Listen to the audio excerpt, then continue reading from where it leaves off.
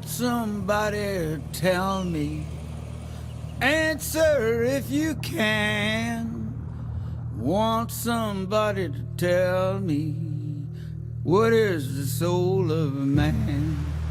I'm going to ask the question. Answer if you can. If anybody here can tell me, what is the soul of a man?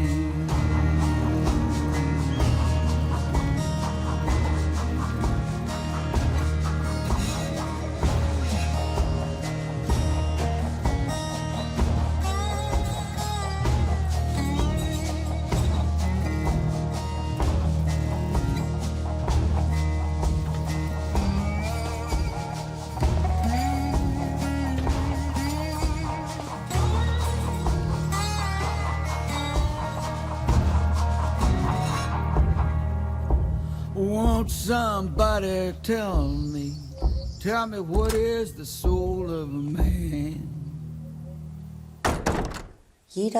Tout homme doit honorer l'amour. Et je rends hommage à tout ce qui s'y rapporte. Je m'y adonne d'un zèle tout particulier. Je le recommande à autrui. Et en ce moment même, je viens de célébrer de mon mieux l'énergie toute puissante de l'amour.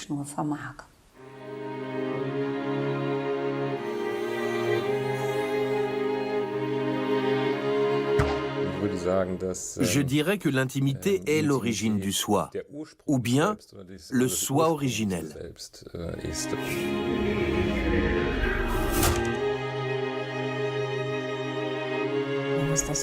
On doit aimer ce qu'on fait.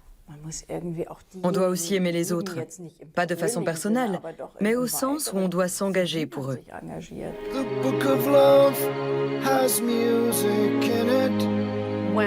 Vous savez, les petits cœurs, cette phase pleine de fleurs et de petits oiseaux, combien de temps cela peut-il durer?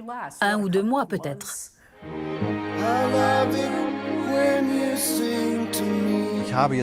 J'ai fini mes exercices, je suis pleinement présent à moi-même, et ce que je ressens à ce moment-là, c'est de l'amour.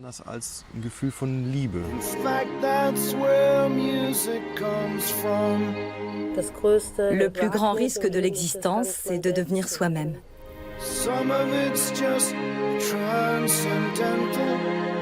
L'amour, la sexualité, le désir ont toujours quelque chose à faire avec la forme, toujours.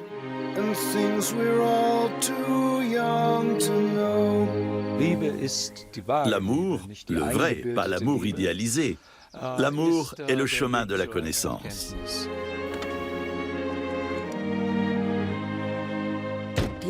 Je vous emmène en voyage, à la découverte d'une pensée en mouvement, quelque peu oubliée des modernes, la philosophie pratique. Cette quête du bonheur comme art de vivre et but ultime de l'existence était la question fondamentale des origines de la philosophie, dans la Grèce antique. Des non-philosophes se joindront à nous, des gens comme vous et moi. Une façon de suivre l'exemple d'Héraclite, qui disait aux étrangers qui hésitaient à pénétrer dans son humble demeure, « Entrez, dans la cuisine il y a aussi des dieux. » Et puis nous avons aussi une escorte, un agent de la police judiciaire, armé et prêt à nous défendre contre les théoriciens et autres professionnels de la pensée. Aujourd'hui, c'est Socrate qui va guider nos pas dans un questionnement intime et crucial, l'art de l'amour.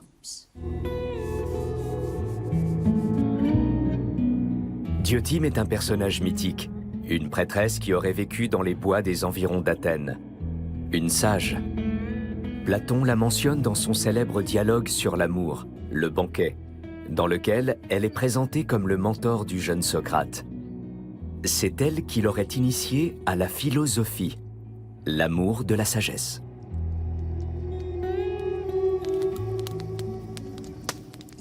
Oui, Socrate était mon élève. Je l'ai aidé à se trouver. Ces messieurs les philosophes ont tendance à l'oublier, sauf Nietzsche. Lui a une âme féminine. Ou plutôt, lui ne réprime pas la part féminine de son âme. Il disait souvent, dans un grand éclat de rire, « La vérité est une femme, et elle n'est guère vertueuse. »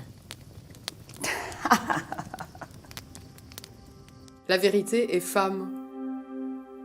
La philosophe Catherine Malabou ne peut réprimer un sourire à cette idée. Oui, c'est bien d'une femme que le grand Socrate, l'archétype du philosophe, aurait appris l'amour de la sagesse. Catherine Malabou vit à Paris et enseigne à l'université Kingston à Londres.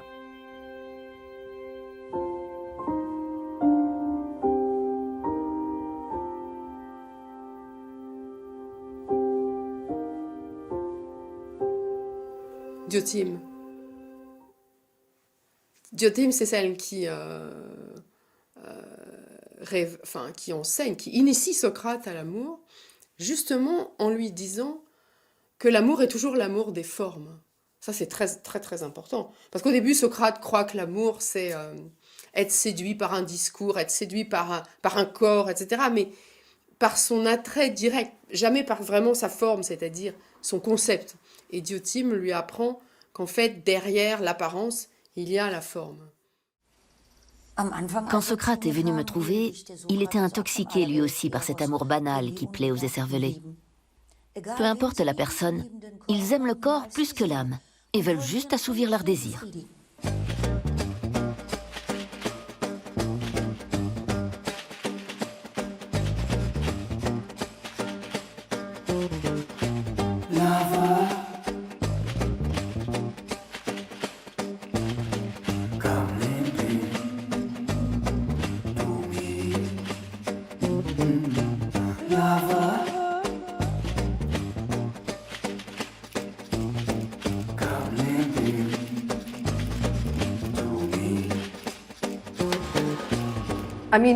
Je vais être un peu crue, mais il s'agit de désir sexuel et rien d'autre. Je crois que si les gens abordaient l'amour physique de cette façon, s'ils considéraient cela comme un simple moyen vers autre chose, on verrait moins de personnes déçues quand tout d'un coup, cette phase avec des petits cœurs pleines de fleurs et de petits oiseaux se termine. Combien de temps cela peut-il durer? 1 ou 2 mois peut-être? Et ensuite, qu'est-ce qui reste? Est-ce qu'il y a encore des choses à explorer, à développer? Si c'est le cas, c'est que vous avez de la chance, beaucoup de chance.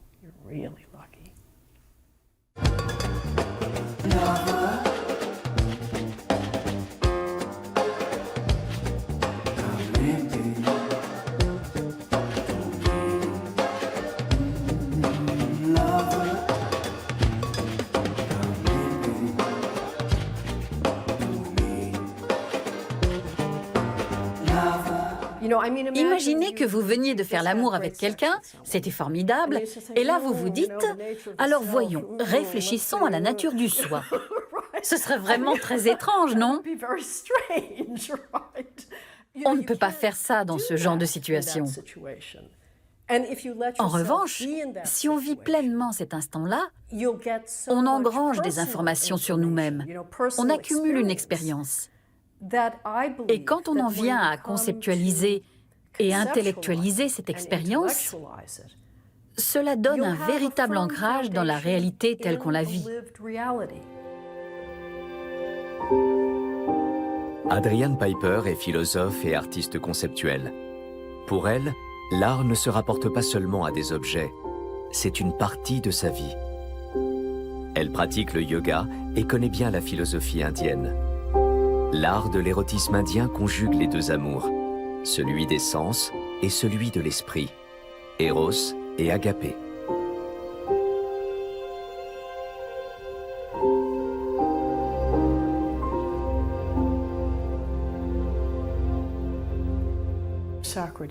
Socrate évoque 2 formes d'amour, Eros et Agapé. Et je ne suis pas convaincue qu'Eros, en soi, puisse nous amener sur la voie de la sagesse et de la connaissance.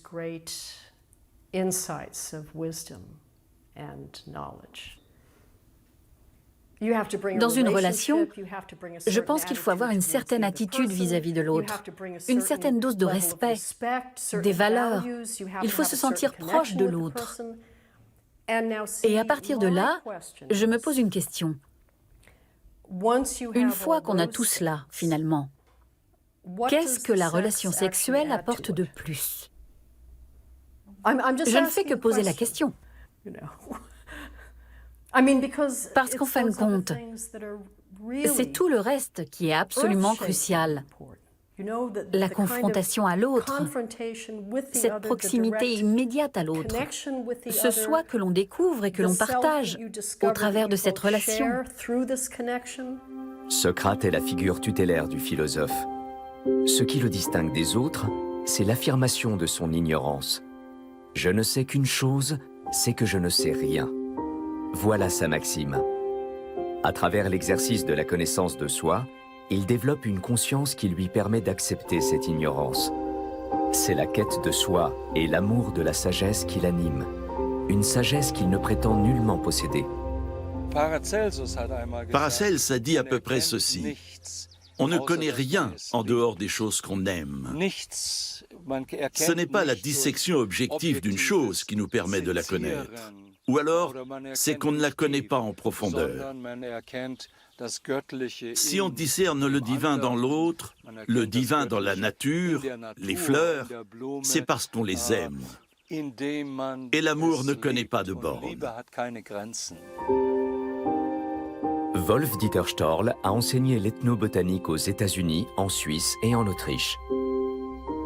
Au cours de sa carrière universitaire, il a toujours privilégié le savoir pratique à l'enseignement abstrait. Il aime la nature et surtout les arbres.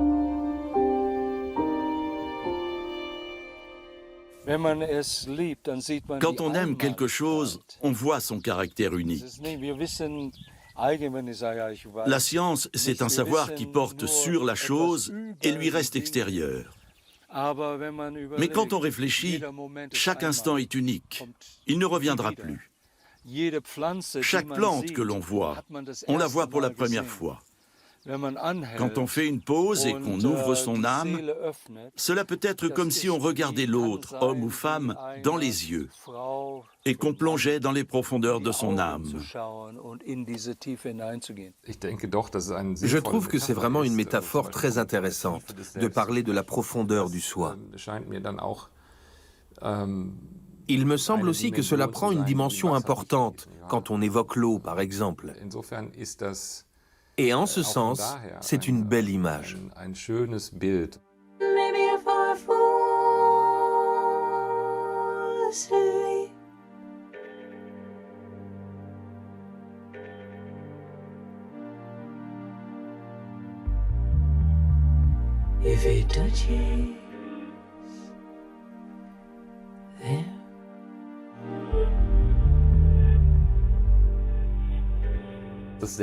Le soi et l'eau, se sentir soi-même, être dans l'eau comme dans un cocon parfait. C'est peut-être le souvenir de nos origines, de cette eau primordiale d'où nous venons tous, et qui nous a procuré un sentiment de plénitude que nous ne retrouverons plus jamais. C'est un élément constitutif de ce fond originel du soi et de l'intimité. Si l'intimité est une certaine forme de conscience de soi, alors l'eau me paraît être l'élément qui la décrit de la façon la plus saisissante.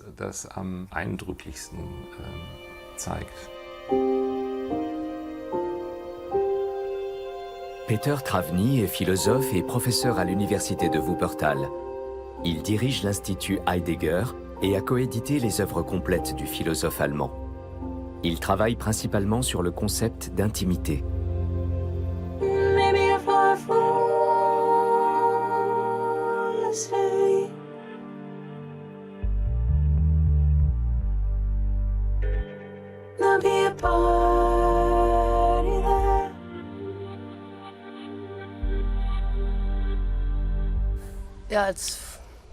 Mes parents sont morts l'an dernier.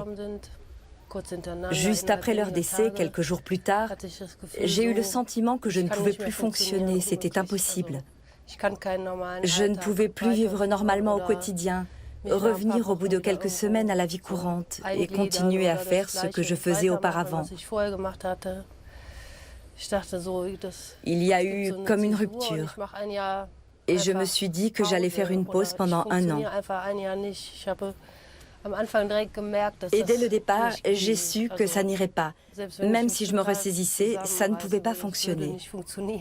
Alors je me suis dit, d'accord, alors je ne vais pas fonctionner. L'été est arrivé et je suis venue avec mes filles ici en Italie, où nous avions déjà séjourné l'année dernière. J'ai passé mes journées à plonger depuis les rochers et à nager. Ça m'a fait beaucoup de bien. Ça m'a permis de panser mes plaies. Et ça m'a beaucoup aidé à me retrouver moi-même.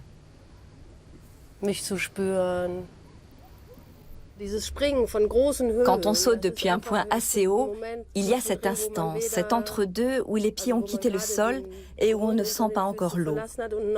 On est simplement en chute libre. Cette expérience reflétait mon état intérieur. Je me suis aperçue qu'au bout du saut, il ne se passait rien. Et étrangement, cet état m'a permis de retrouver la stabilité.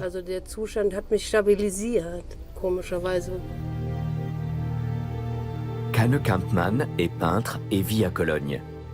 Ses expériences la poussent à peindre. Et en retour, ses tableaux la ramènent à la vie. Art et vie deviennent ainsi tous deux des événements. Comme la paix, étonnamment retrouvée à travers le saut, qui a un pendant philosophique chez Heidegger. Où sautons-nous quand nous sautons? Sautons-nous dans l'abîme? Oui, quand nous ne faisons que nous représenter ce saut. Non, quand nous sautons vraiment. Cela nous ramène au fait que la philosophie, philosopher, penser, cette performance, ce saut, est quelque chose que nous devons sans cesse accomplir. On parle de sauter à pieds joints dans la vie, mais le vide, l'abîme, est un composant de la vie, de ce qui nous arrive. Et quand nous n'y sommes pas préparés, alors tout cela ne reste qu'à l'état de discours. Socrate était maître dans l'art du discours. Mais dans le dialogue, il n'en reste pas au débat stérile, à l'argumentation et à la contre-argumentation. Son questionnement est un saut perpétuel, un plongeon radical et sans filet dans le vide, dans l'événement.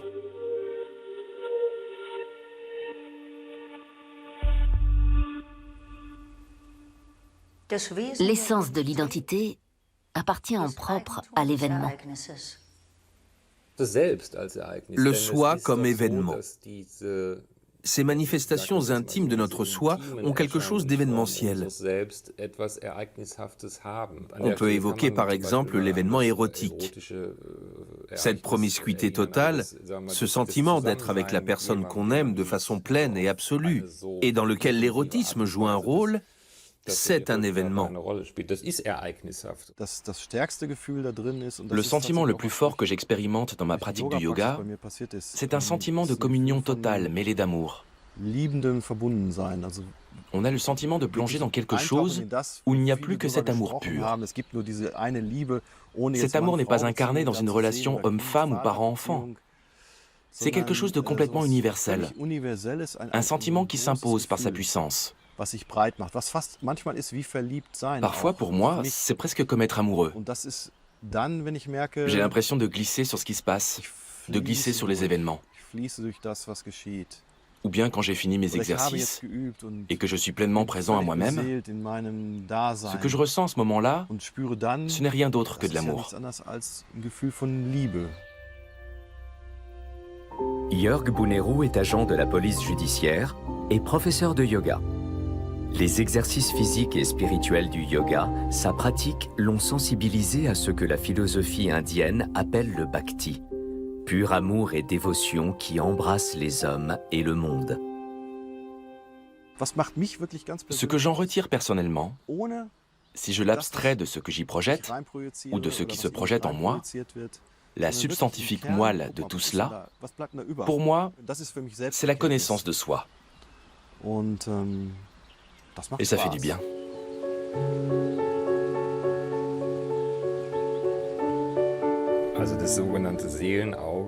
On dit que les yeux sont les fenêtres de l'âme. L'âme se donne à voir dans le regard. Mais l'âme elle-même est un œil. Et la connaissance de soi est la condition préalable à toute pratique ultérieure. Alcibiade veut s'occuper de politique, et Socrate lui dit « Il faut d'abord te connaître toi-même ». Ton âme doit faire cet effort de se connaître elle-même, et à partir de là, tu pourras songer à devenir un homme politique.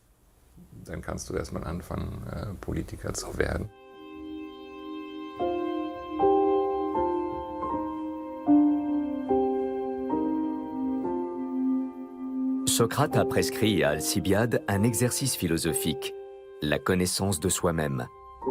Seul celui qui se connaît, qui a appris à se conduire et à aimer sans vanité, peut, selon Socrate, s'occuper de politique. Je crois qu'avant d'entrer en politique, il faut savoir exactement ce que l'on veut, pour quelles raisons on fait cela, ce qu'on veut faire bouger, ce qu'on veut changer.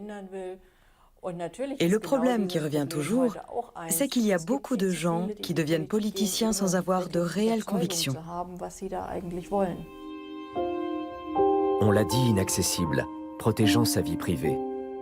Sarah Wagenknecht est l'une des dirigeantes du parti Die Linke. La femme politique remplit-elle les prérequis socratiques? Se connaît-elle elle-même? Comment a-t-elle appris à se conduire, à se former soi-même, à se comporter?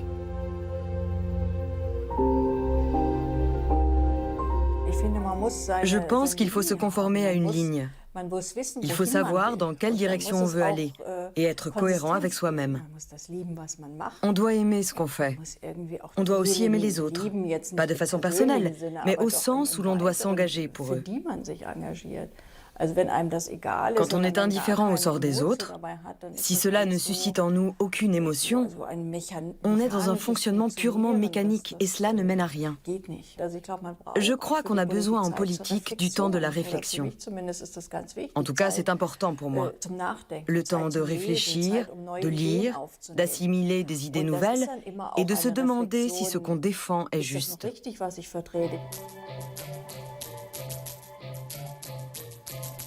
On peut cependant fort bien donner l'impression d'être homme et passer sa vie en s'adonnant aux choses du monde, se marier, avoir des enfants, jouir de l'estime et de la considération, sans qu'on s'aperçoive qu'au fond, on n'a pas de moi.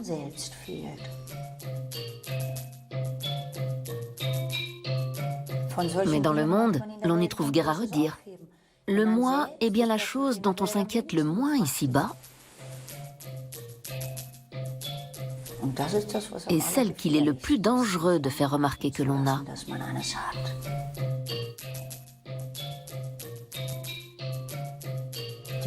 Le plus grand danger, celui de se perdre, ne fait pas plus de bruit ici-bas que s'il ne comptait pas.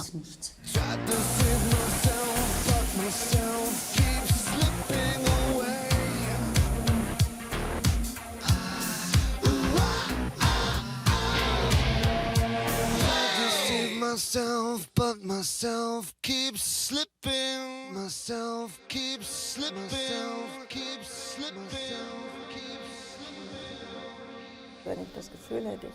Si j'avais le sentiment de m'être perdu en politique, de n'être pas resté fidèle à ce que je suis, et donc d'avoir perdu le respect de moi-même, je ne serais plus en mesure de faire de la politique comme il faut. Tout ce que je dirais sonnerait creux. Et je crois qu'on sentirait que je n'ai plus la flamme. Je pense que cela se perçoit.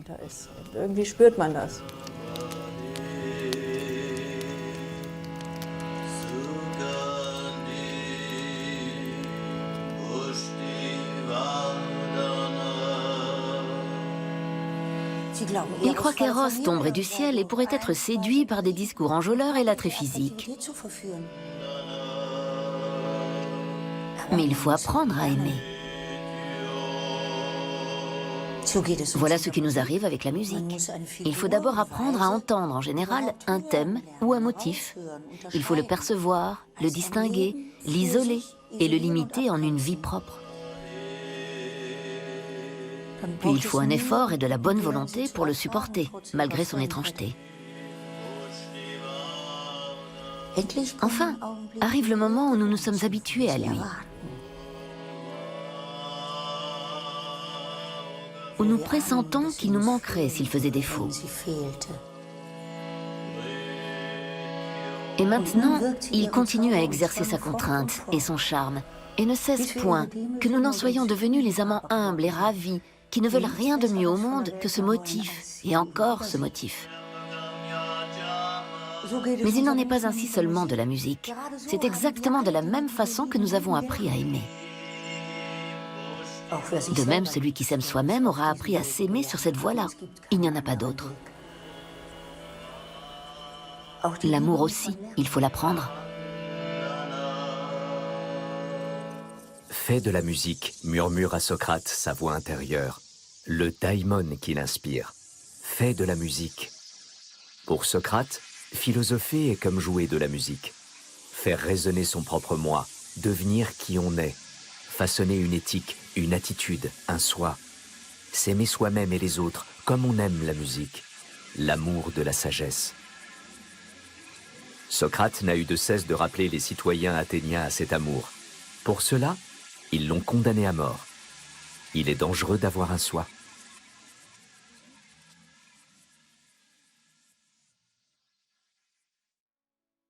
Eros est philosophe. Il nous met sur la piste de ce qui est beau et bon. Il est courageux, hardi, persévérant, un chasseur habile.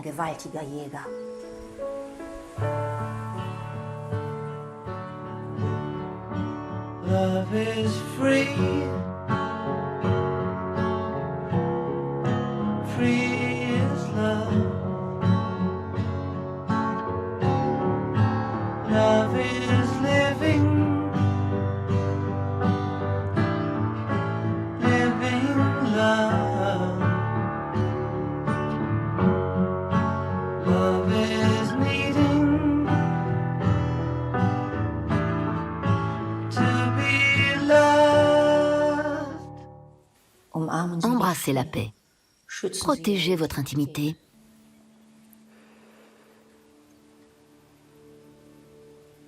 Bien des voies peuvent vous y mener. La méditation, le yoga, la musique, la prière.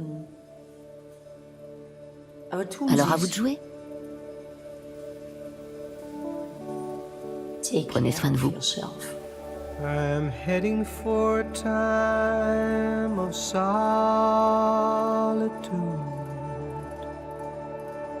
of peace without illusion. When the perfect circle